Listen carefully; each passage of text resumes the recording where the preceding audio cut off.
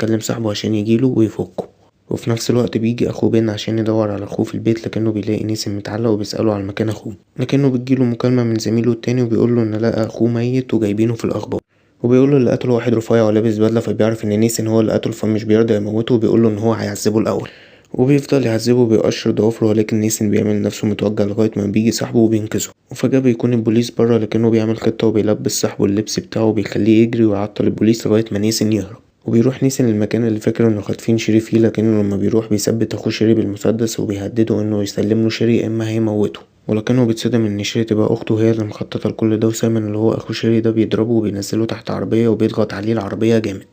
لكن شيري بتوقف اخوها وبتقوله ان هو يهرب وهي هتفضل مع نيسن، لكن طبعا اخوها مش بيعجبه الكلام ده وكان هيقتلها، لكن البوليس بيجي وبيضربوا نار عليه قبل ما يقتل شيري، وبيحطوا الكلبشات في شيري وبياخدوا نيسن وبيودوا عربية الاسعاف.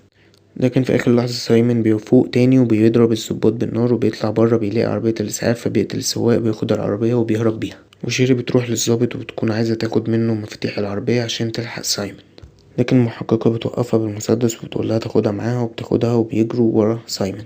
ونيسن بيكون في عربية الإسعاف وبيفوق بياخد إزازة وبيكسر بيها أصبعه عشان يشيل الكلبشات من إيده، وبياخد الصاعق بتاع الإسعاف وبيضرب بيه سايمون فبتتقلب بيهم العربية. وسايمون بيقوم وبيحاول يخنق نيسن، لكن نيسن بيقدر إنه يقطع الحبل اللي شنقه بيه، وبيقوم وبتدور ما بينهم معركة وبيضربوا بعض، وكان خلاص سايمون هيموت نيسن، لكن شيري بتوصل بتضرب عليه نار، وسايمون بيطلع يجري لكن بيغفلها وبيحاول ياخد منها المسدس وبيضربها، لكن نيسن بيقوم وبيضربه بالسكينة وبيموت. بتخلص على كده ونيسن بيروح المستشفى، والظابط بتجيله وبتقوله انه كان هياخد حكم 25 سنة لكن حكمه اتخفف لانه ساعد الشرطة واخد 5 سنين بس. وبيروح السجن وبتكون جايله زيارة من شيري وبتجيب له كيكة معاها وهو بيوريها وشم رسمه على جسمه، وبتخلص الزيارة وبتقوله انها هتجيله الزيارة الجاية، وبيقول لها ان هو بيحبها، وبيخلص الفيلم على كده.